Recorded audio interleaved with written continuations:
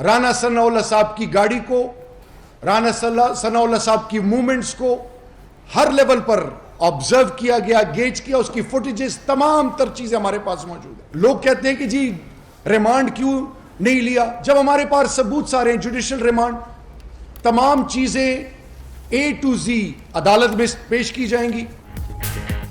राना सनाउल्लाह की मनशियात स्मगलिंग में गिरफ्तारी, तमाम सबूत मौजूद हैं, अदालत में देंगे। शहरियार आफरीदी की प्रेस ब्रीफिंग। बोले लीगी रहनुमा की नकलो हरकत की 3 हफ्ते निगरानी की गई। मनशियात फैसलाबाद से लाहौर और फिर आलमी मार्केट में जाती थी। आलमी गिरोह के कारिंदों की निशानदेही के बाद राना सना को गिरफ्तार किया। हमारे मुस्तकबिल से खेलने वाला अब कोई भी नहीं बचेगा, बड़े मगरमच्छों को निशान इबरत बनाएंगे।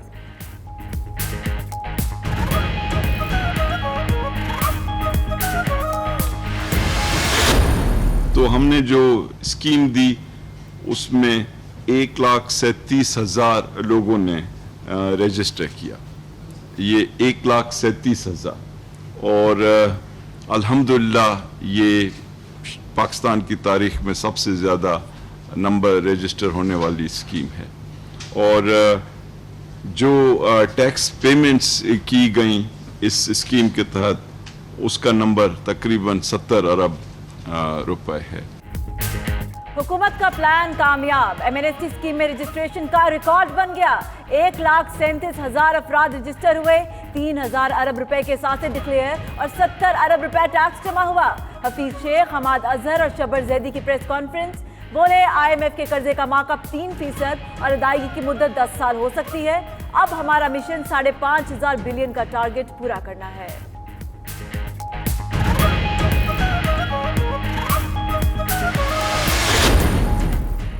बेनामीदार PTI का हो या किसी और जमात का, कानून बिला तफरीक कार्रवाई करेगा। जहां भी बेनामी जायदाद हुई पकड़ेंगे। वज़ीर ममलिकत हम्माद अजहर की वजाहत। शबर जैदी बोले पहले मरहले में इंडस्ट्रियल कंज्यूमर को नोटिस जारी करेंगे। पंजाब और सिंध का प्रॉपर्टी डेटा आ गया है, किसी को तंग नहीं किया जाएगा। हफीज शेख का कहना था हमें अखराजात कम करके अपनी हैसियत के मुताबिक चलना होगा।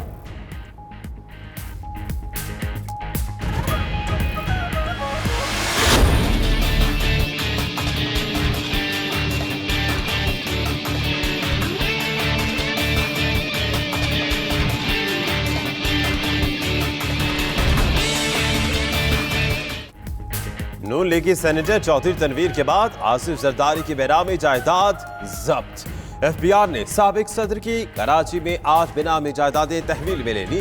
नई मुलाकातें लिखते हैं कि आसिफ जरदारी के निजी बैंक में 3-3 करोड़ के शेयर्स और ठट्ठा सीमेंट कंपनी के शेयर्स भी जब्त कर दिए।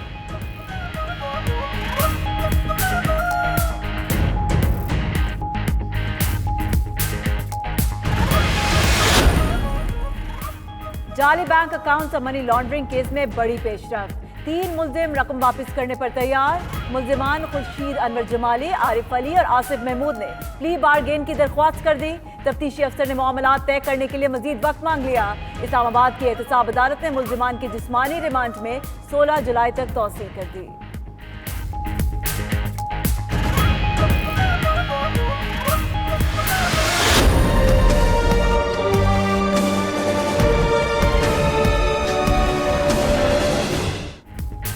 IMF से पैकेज की मंजूरी का मुस्बत रद्द-ए-अमल। इंटरबैंक में डॉलर सस्ता, रुपए की कदर में बेहतरी आने लगी। इंटरबैंक में डॉलर 1 रुपए 11 पैसे सस्ता हो गया।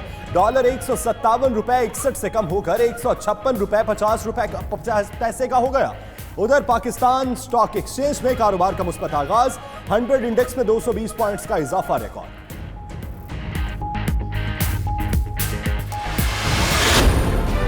मनी लॉन्ड्रिंग के केस में शहादतें भी मौजूद हैं, शवाहिद भी मौजूद हैं कि करोड़ों और अरबों रुपए की मनी लॉन्ड्रिंग हुई है। और आपको वक्त बताएगा कि नैब जो स्टेप उठा रहा है उसका नतीजा बहुत बेहतर होगा। किसी का ये नारा लगाने से कि जी हमारे खिलाफ इंतकामी कार्रवाई हो रही है या किसी जगह चंद लोगों को इकट्ठा करके वी का निशान बनाने से वो आदमी बेकसूर नहीं होता। मनी लॉन्ड्रिंग के ठोस शवाहिद मौजूद हैं। चंद लोगों में विक्ट्री का निशान बनाने से कोई बेकसूर नहीं हो जाता। चेयरमैन नैब जावेद इकबाल का खिताब, बोले कभी फेस नहीं हमेशा केस देखा। चंद माह की हुकूमत से पहले 35 साल बरसर इख्तिदार वालों का एहतसाब होना चाहिए। नैब किसी सियासी इंतकाम पर यकीन नहीं रखता। इल्जाम साबित करें, खुद ही ओहदा छोड़ दूंगा। मजीद कहा कि 100 अरब डॉलर का कर्ज अल्ले तल्लों पर ज्यादा खर्च हुआ।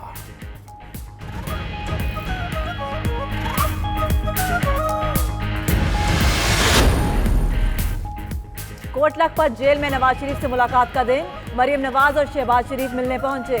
इमरान खान डर गया, रोचे हथकंडों पर उतर आया है। वो वक्त दूर नहीं जब कौम तुमसे एक एक जुल्म का हिसाब लेगी। ऑपोजिशन लीडर की गरज बरस। शाहिद खान अब्बासी बोले, फस्ताई हथकंडों से आजमाया जा रहा है। पहले भी मुकाबला किया, आइंदा भी करेंगे। एहसान इकबाल का कहना था, सिलेक्टेड वजीर आजम किसी को एनआरओ दे ही नहीं सकता।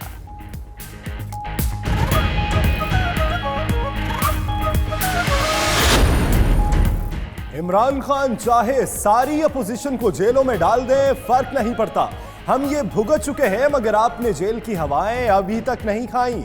खुर्शीद शाह की मीडिया गुफ्तगू, बोले आज पाकिस्तान के अवाम सुनामी की तबाही भुगत रहे हैं। हुकूमत ने मुख्तसर अरसे में कर्जे के रिकॉर्ड बनाए और अब उस पर खुशियां मना रहे हैं।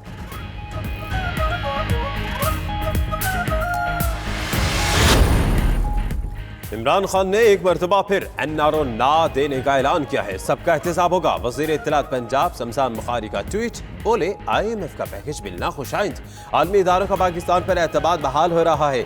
माशी इस्लाहात के बाइस मईशत तरक्की की राह पर गामजन होगी।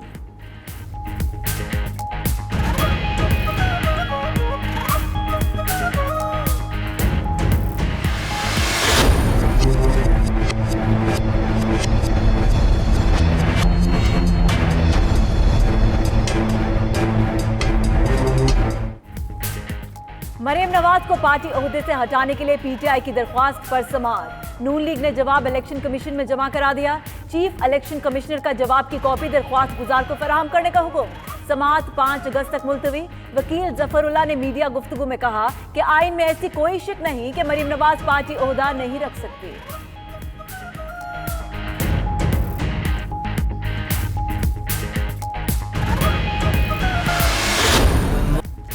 पाकिस्तान में हज ऑपरेशन का आगाज। इस्लामाबाद से पहली हज परवाज 350 आज़मीन को लेकर रवाना हो गई। वफाकी वजीर मजहबी उमूर ने रोड टू मक्का काउंटर का इफ्तिताह किया और मुसाफिरों को रुखसत किया। अपने खिताब में कहा कि वजीर आज़म की काविशों से हाजियों की बड़ी परेशानी हल हो गई। उधर लाहौर से भी निजी एयरलाइन की पहली हज परवाज में 214 आज़मीन को लेकर मदीना मुनव्वरा के लिए उड़ान भरी।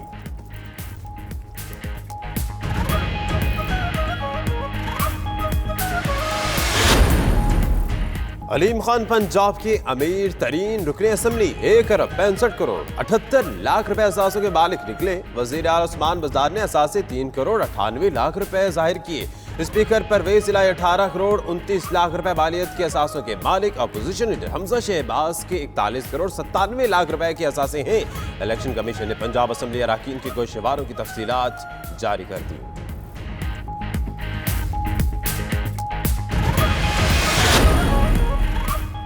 LOC पर धमाके में शहीद जवान आबाई इलाकों में फौजी एजाज के साथ सुपुर्द खाक। नमाज जनाजा में फौजी अफसरान और शहरियों की कसीर तादाद शरीक हुई। शहीद तैयब हुसैन की तदफीन खुशाब, शहीद शेर जमान को करक और शहीद सूबेदार सादिक को वादी नीलम में सुपुर्द खाक किया गया।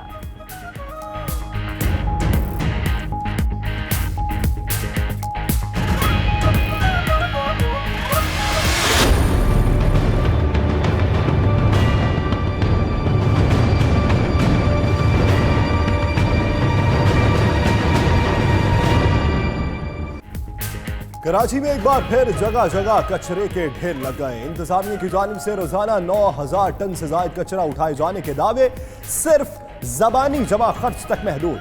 शहरी गंदो गलाजत में मामलात जिंदगी गुजारने पर मजबूर। ताफुन के बायस बीमारियां भी फैलने लगी। कराची वालों ने सिंध और शहरी हुकूमतों को सफाई न करने का जिम्मेदार ठहराया।